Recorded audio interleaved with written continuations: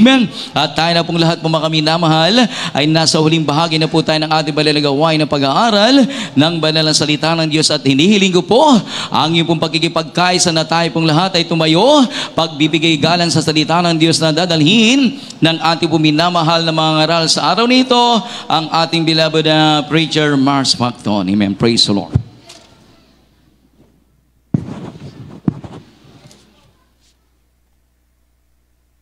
Purihin ang ating mahal na Panginoon. God bless you, ating beloved co-preacher, beloved Brother Romeo Jose. Everybody shout, praise the Lord. Purihin ang ating dakilang Diyos, mga minamahal. At tayo po ay magtaas ang ating makamay. Manalangin tayo sa ating mahal na Panginoon para po sa ating pakikinig po ng salita ng ating dakilang Diyos. Hallelujah. Opo dakila, mapagpala, makapangyarihan namin Diyos sa mabanal, aming pinakamamahal na Panginoong Yesus. Aming taos-pusong pasasalamat ang aming pagpupuri sa iyong dakila, banal at makapangyarihang pangalan na sa araw na ito, mahal na Panginoon, kami o Diyos ay narito, puspos ng biyaya, pagpapala, kagalakan, mahal na Panginoon, nag-uumapaw ang aming pasasalamat sa iyong gabay patnubay sa bawat yugto ng aming panambahan mula sa aming pagpupuri, mga patutuo, aming napakinggan, mga awitin ng mga beloved choir sa mga anak mo nagbigay at nagkalob sa dakila mong gawain. Higit sa lahat sa iyong napakatamis sa presensya na ipinadama sa amin pong lahat. At narito kami sa pinakamalagang bahagi, ang pakikinig namin ng mga banal mo salita bago ang lahat. Kahabagan mo kami at patawarin sa lahat ng aming pagkukulang, pagkakamali at pagkakasala. At sa leading prayer ng aming beloved honorable pastor, langisan mo ng kapangyarihan, pag-ibig at pananampalataya ang mga banal mo salita sa mga sandaling ito. At sama-sama namin pinapalaya, sinasaway namin ang lahat ng mga paganilangan, lahat ng mga gawa ng kaaway at mga hadlang, kasaot from us, in the mighty name of Jesus. In the mighty name of Jesus. And everybody shout, praise the Lord. Purihin ang ating pinakamamahal na Panginoon. Praise the Lord. Hallelujah. Sa mga sandali pong ito ay nagpapabot ako ng pinakamataas po na pagpupuri, pinakamataas po na pagluwalhati, pagdakila, pagsamba tanging sa ating pinakamamahal na Panginoong Kristo po lamang. Purihin ang ating dakilang Diyos sa buhay. Tayo rin po ay nagpapaabot ating pagbati po, pagrespeto, dobling paggalang sa ating beloved honorable pastor, evangelist Waldo Estrada Almeda, the end-time prophet of God, and also we greet po with love and respect the beloved Almeda children and family that we cherish and remember the blessed memories and teachings ng ating pong dearly beloved honorable assistant pastor Linus Almeda. Sa lahat po, mga beloved brethren, mga minamahal throughout Luzon, Visayas at Mindanao, maging sa iba't ibang panig po ng ibang bansa na abot ng ating banal na gawain ng ating mahal na Panginoon sa dango ito ng Pampanga, mga beloved choir members, co-workers, co-preachers, sa mga beloved visitors po. Welcome po sa banal na gawain ng Jesus Miracle Crusade International Ministry. Lubos tayong pinagpala ng mahal na Panginoon. Amen? Hallelujah. Mga minamahal, sa araw na ito, first Sunday of the month of January, maminamal 2024. Salamat sa mahal na Panginoon sa kanyang araw-araw na pag-iingat sa ating pong lahat, sa kalakasan na ating taglay, mga minamahal. Lahat po tayo nagagalak sa mahal na Panginoon. Amen? Sumigaw po ang lahat ng mga pinagpala ng ating mabait na Diyos. Everybody shout, praise the Lord! Salamat po sa ating mahal na Panginoon, mga minamahal. At tayo ay mag-aral ng salita ng mahal na Panginoon. Basahin natin ang second book of Corinthians, chapter 5, verse 17. Praise the Lord. Ito po ang sinasabi sa ikalawang mga taga-Korinto, kabanatang 5 at ang talata ay 17. Kaya't kung ang sino man ay na kay Kristo, siya'y bagong nilalang. Ang mga dating bagay ay nagsilipas na. Narito, sila'y pawang naging mga bago. Amen. Purihin ang ating dakilang Diyos sa pagkabasa ng salita ng ating mahal na Panginoon. Amen? Ang ating paksa ngayong araw na ito, New Life in Christ. Bagong buhay, maminamahal na nanggagaling sa ating pinakamamahal na Panginoong Kristo. Sabi ng Bible, if any man be in Christ. So, yung bagong buhay, maminamahal, nasa mahal na Panginoong Yesus, natin makakamtan po yan. Therefore, if any man be in Christ, he is a new creature. All things are become pass away. Behold, all things are become new. So mga minamahal, every New Year po, lahat po ng tao, mga minamahal, may magagandang goal, may magagandang gustong gawin po sa buhay, May magagandang mga plano na gusto nilang pagbutihin pa. Ngunit, pag ikaw ay Kristiyano, isang mananampalataya ka ng mahal na Panginoon, tayo na mga binago ng mahal na Panginoon, every New Year, mga minamahal, hindi nawawala yung pagbabago na bigay ng mahal na Panginoon sa buhay natin. Kundi kung paano tayo binago ng mahal na Panginoon, nananatili po yan. Ito po'y namamalagi at lalo pa natin mga minamahal pinagbubuti. Sapagkat ang nagbago sa atin, nung tayo'y wala pa sa mahal na Panginoon, buhay makasalanan ang buhay natin. Ang kaligayahan natin ay sa sanlibutan. Lalo na po ngayon, araw ng Sunday. Yung iba nandun po sa mga barkada nila, sa mga kaibigan nila, maghapon yan, mga minamahal. Ang iba ay nasa sinihan. Ang iba ay nasa mga kalayawan ng sanlibutan. Pero ang mga anak ng ating dakilang Diyos, narito po tayo sa gawain ng mahal na Panginoon, sumasamba at nagpupuri sa ating mabait na Diyos. Everybody shout, praise the Lord. So, pag bago, alam natin, minamahal, malinis ang bagay na bago. Amen. Amen. Wala pang gasgas, walang galos, dahil new, bago siya. Pag old, mga minamahal, alam natin na nagamit na po yun, mga minamahal. Kaya ang buhay natin sa harap ng ating mahal na Panginoon, from old, yun po yung sinful life natin bago natin makilala ang mahal na Panginoon. And today, as believer that believe the gospel of our loving God, mga minamahal, in the presence of the Lord, we are His chosen children. Tayo yung mga piniling mga anak ng mahal na Panginoon. Kaya inalis tayo ng mahal na Panginoon doon sa ating karumihan. Inalis tayo ng mahal na Panginoon doon sa ating makasalanang buhay. At tayo pong lahat ay totoong binago ng ating pinakamamahal na Panginoon. Amen? Alam nyo, mga minamahal, kanina habang kumikilos ang presence ng mahal na Panginoon, lahat po tayo, siguro naramdaman nating lahat 100% ang presence sa mahal na Panginoon. Amen? Lahat tayo umiyak sa pag-ibig at pagmamahal ng Diyos. At habang nakataas ang ating mga kamay, pinapupurihan natin ang Diyos na nagpala sa atin, na nagbago ng ating buhay. Pinagpala po ng bawat isa na kumikilala sa ating mahal na Panginoon. Anong sabi mga minamahal ng next verse?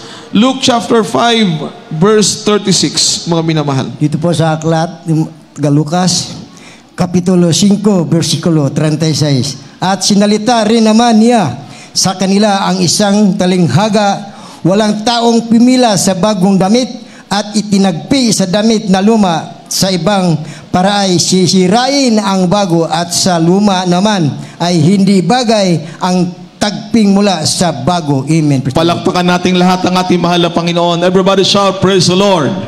Salamat po sa pagkabasa ng salita ng ating dakilang Diyos. Sa panahon ng ating mahal na Panginoon, nagbigay po siya ng isang parable. Sabi po ng talatang ito sa verse 36, chapter 5, book of Luke, and spake also unto a parable unto them, no man putteth a piece of a new garment upon an old, if otherwise, then both the new make it a rent, and the piece that was taken out of the new agreeth not with the old.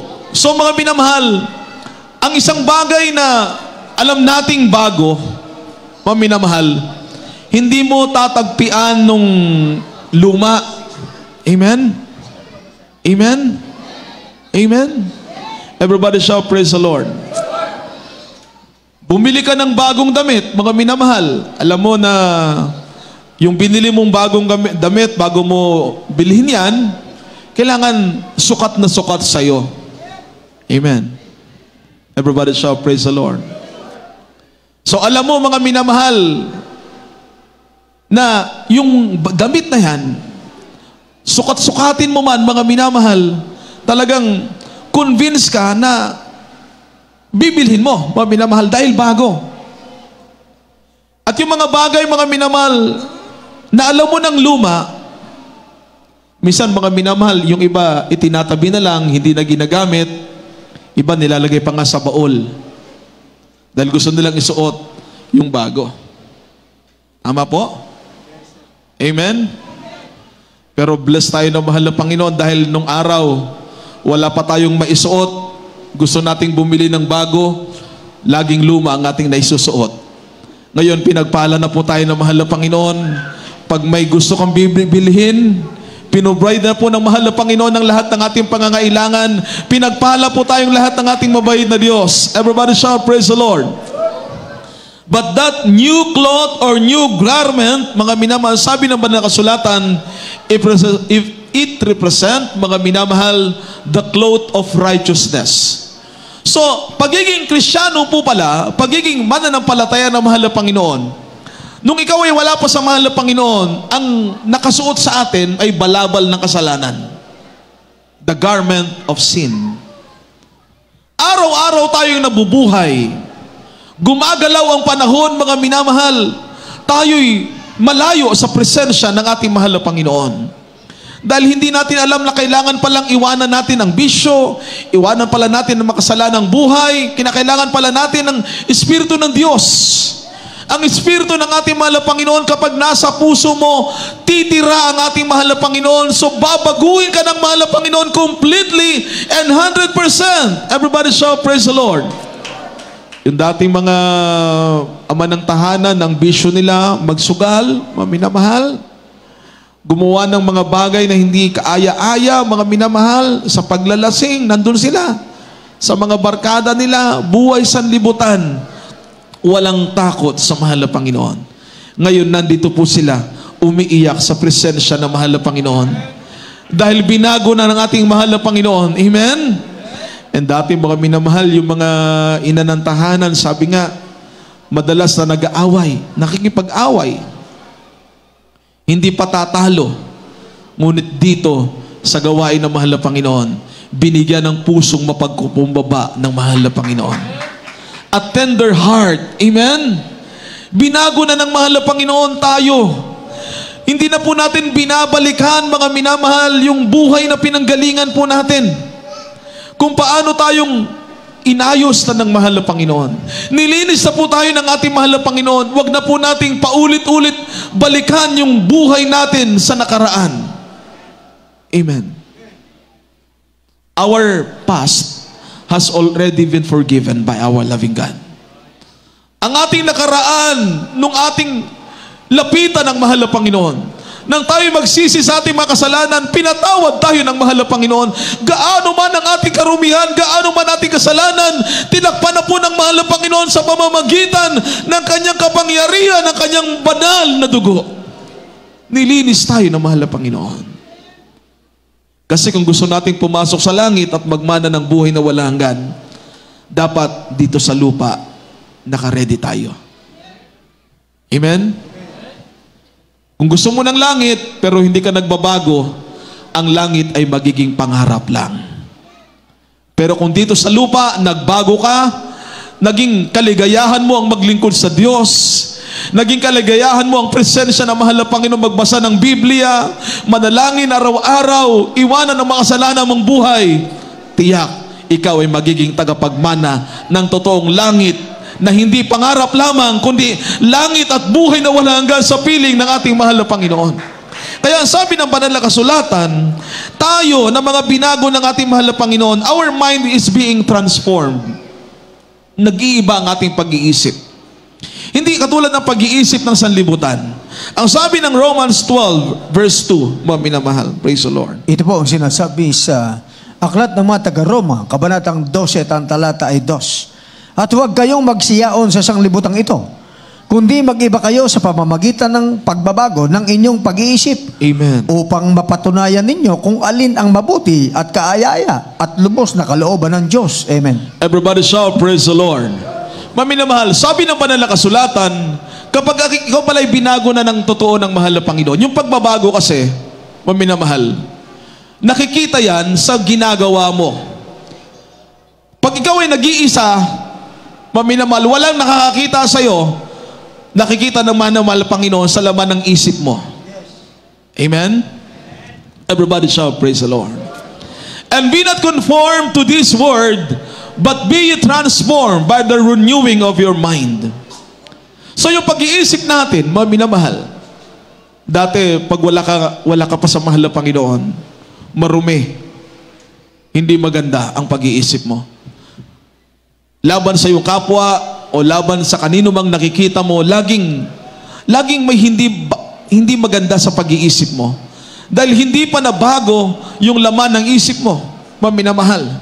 Ngunit ang sabi ng banal na kasulatan, our mind must be renewed and be transformed, that ye may prove what is that good, acceptable, and perfect will of God. Para mapatunayan mo, mga minamahal, sa buhay mo, ano ba yung bagay na malulugod ang Diyos? Ano yung kaaya-aya sa paningin ng mahal na Panginoon? Amen. Amen. Everybody shout, praise the Lord. Nakalulugod sa paningin ng mahal na Panginoon na gumawa ka ng matuwid sa harap ng mahal na Panginoon.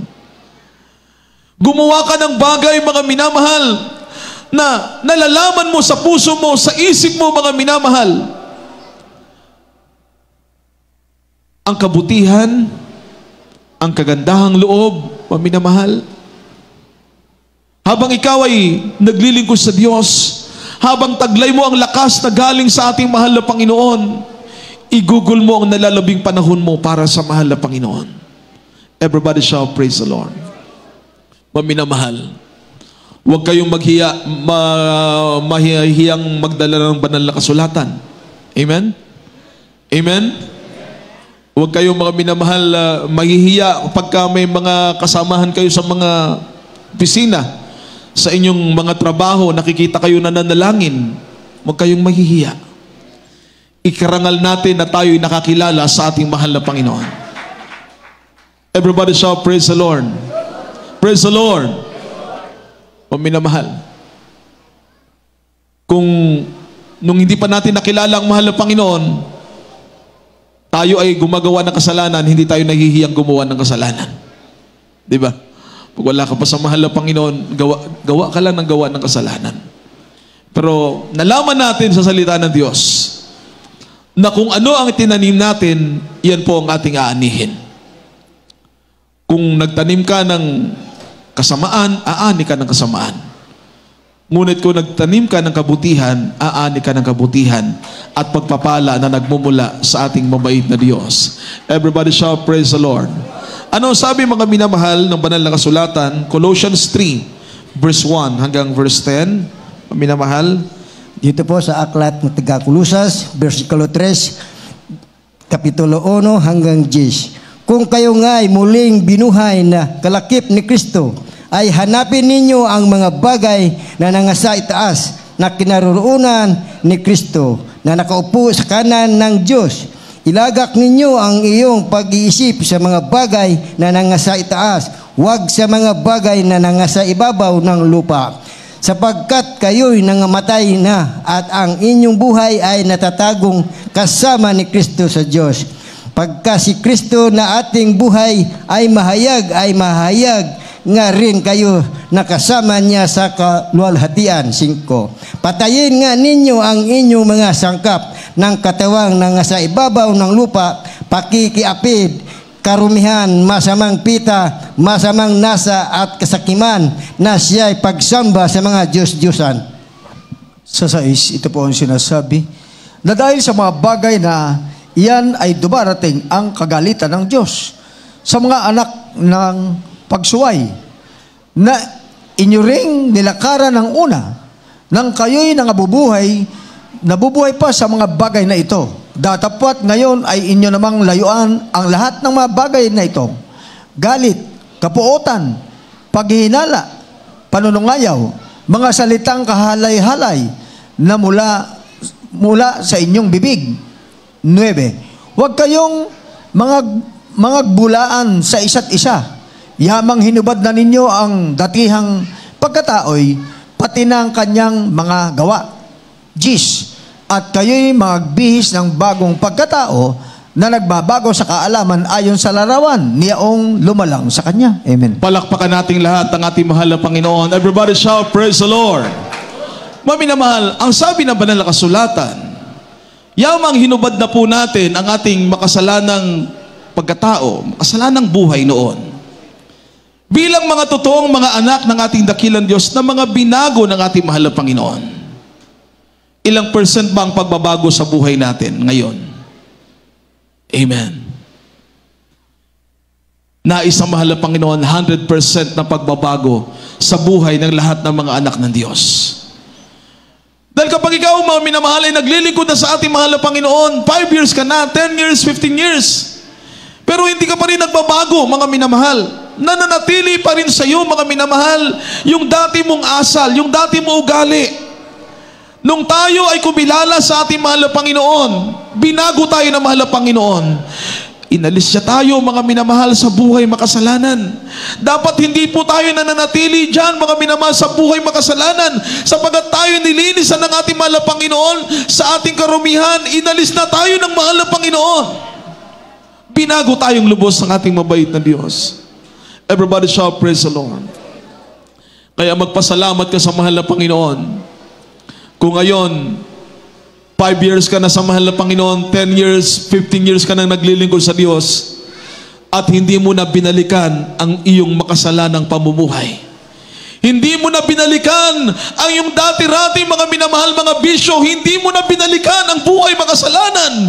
Ikaw ay naglilingkod sa Diyos. Nag-iingat ka sa bawat sinasalita mo. Nag-iingat ka sa bawat iniisip mo. Sa lahat ng bagay ay nagiging maingat ka, sapagat gusto ng ating dakilang Diyos na ang bawat ginagawa natin magiging kaaya-aya at kalugod-lugod sa harap ng mahal na Panginoon. Set your mind not on things below, but on things above. Amen? Amen? Everybody shout, praise the Lord. Mga minamahal, di ba pag bagay na marumi, malinis, pag pinaghahalo mo, mga minamahal, mas lumalamang yung marumi, natatakpan yung malinis. So dapat hindi mo siya paghaluin. Ang malinis ay malinis, ang marumi ay marumi. Sa harap ng ating mahal na Panginoon, wala na tayong pag-asa noon eh. Naghahanap tayo ng kaligayahan, naghahanap tayo ng kapayapaan. Mahal na Panginoon, tapusin mo ang paghihirap ko sa kasalanan. Mahal na Panginoon, tapusin mo ang paghihirap ko sa karamdaman, sa problema. Nang tayo tumawag sa ating mabait na Diyos, dininig ng mahal na Panginoon ng ating mga panalangin.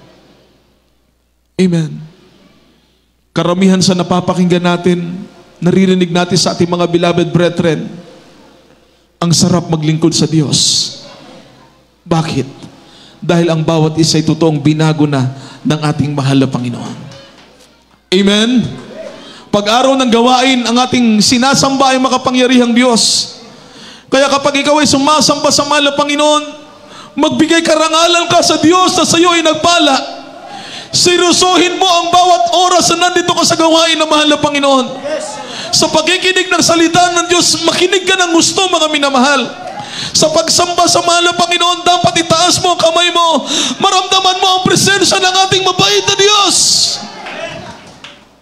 Everybody shout, praise the Lord. Tingnan niyo mga minamahal, yung mga hindi nagpahalaga sa pagsamba sa mahal na Panginoon, lalo sa pagkikinig ng salita ng Diyos, walang paglago ang kanilang espiritual. Ngunit yung mga nagpahalaga, sinsirong nakikinig ng salita ng mahal na Panginoon, katulad ng panahon ng ating mahal na Panginoon, ang sinsirong pakikinig na Maria, ang sabi ng mahal na Panginoon, ito'y hindi aalisin sa Kanya. Mananatili yan. Kaya kapag ikaw ay binago na ng mahal na Panginoon, iba na po yung gusto natin. Iba na po yung nais mong gawin. The things that we are doing before, we do it no more. Yung mga bagay na ginagawa natin noon, hindi na natin ginagawa ngayon. Dahil may takot tayo sa ating mahal na Panginoon. Sabi ni Pablo, I am crucified with Christ. Galatians 2:20. Basahin na lang sa inyong mga bahay, mga minamahal. Ako'y napako ng kasama ni Kristo, sabi ni Pablo. At hindi na ako ang nabubuhay, kundi si Kristo ang nabubuhay sa akin. At ang buhay na kinabubuhay ko ngayon sa laman ay kinabubuhay ko sa pananampalataya. Ang pananampalataya na ito'y sa anak ng Diyos, na sa akin ay umibig at ibinigay ang kanyang sarili dahil sa akin. Hindi na tayo nabubuhay, mga minamahal, sa ating sarili. Ang ating sarili ay nagtataglay po ito, mga minamahal. Minsan ng kahinaan. Minsan marupok, minsan nasasaktan, minsan natitisod. Kapag ikaw ay nabubuhay na sa presensya ng mahal na Panginoon, sa kapangyarihan ng ating mahal na Panginoon, matatag na at matibay ang iyong pananampalataya sa ating dakilang Diyos. Amen?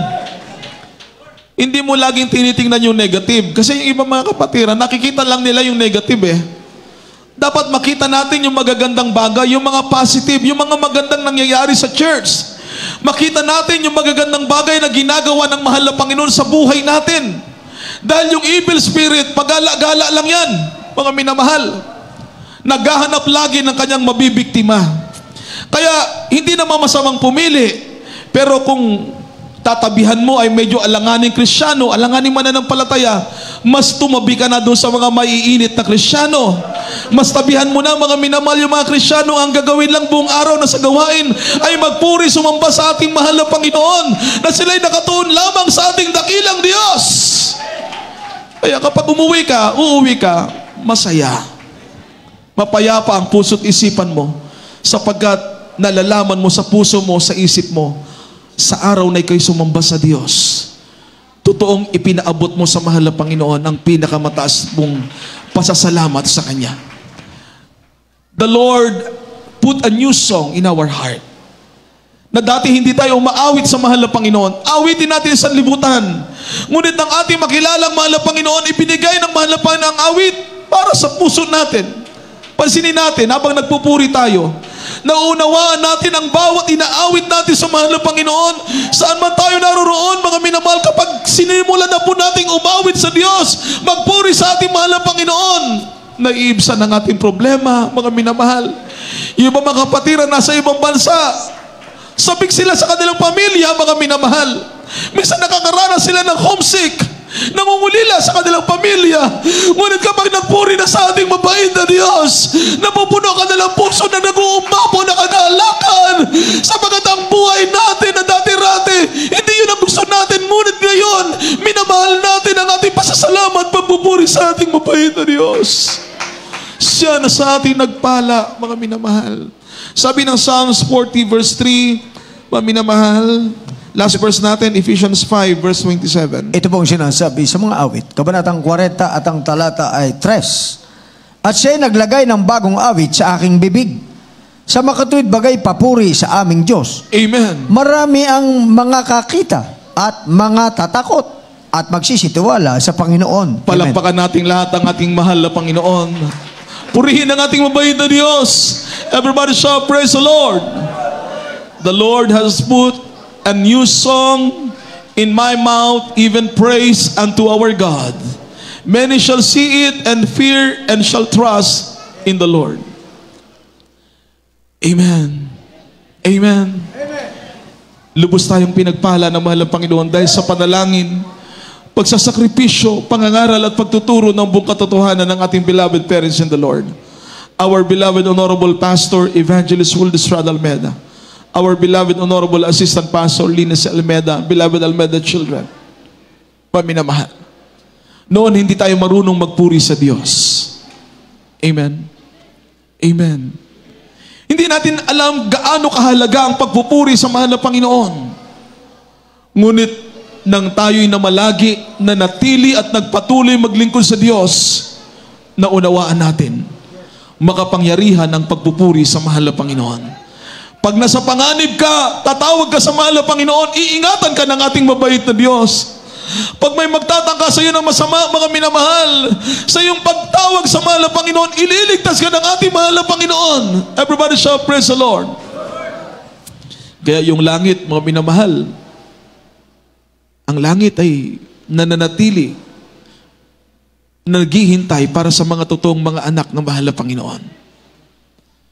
Paano natin matitiyak na tayo'y paroroon sa langit? Maminamahal, mamuhay tayo ng ayon sa kalooban ng Diyos. Iwanan ng buhay makasalanan. Maglingkod ng tapat totoo sa ating mahal na Panginoon. At itong pagpupuring ginagawa po natin, mga minamahal, mahabang pagpupuri sa Diyos, sa mga doon sa langit, mga minamahal, endless praising and worship to the true God. Amen? Wala na katapusan. Kaya dito, mga minamahal, dapat sa pagpupuri, hindi ka naiinip. Dapat sa pagpupuri sa ating mahal na Panginoon, mga minamahal, hindi ka nanlalata. Dapat masigla ka nagpupuri sa ating mabait na Diyos. Umaawit ka sa ating mahal na Panginoon para yung mga evil spirit matadrive out. Pero kung nasa gawain ka na ng mahal na Panginoon, hindi ka nagpuri ng maayos, mga minamahal, yung mga tumatakas sa masamang espiritu, mga minamahal, may tendency sa iyo yan mapunta.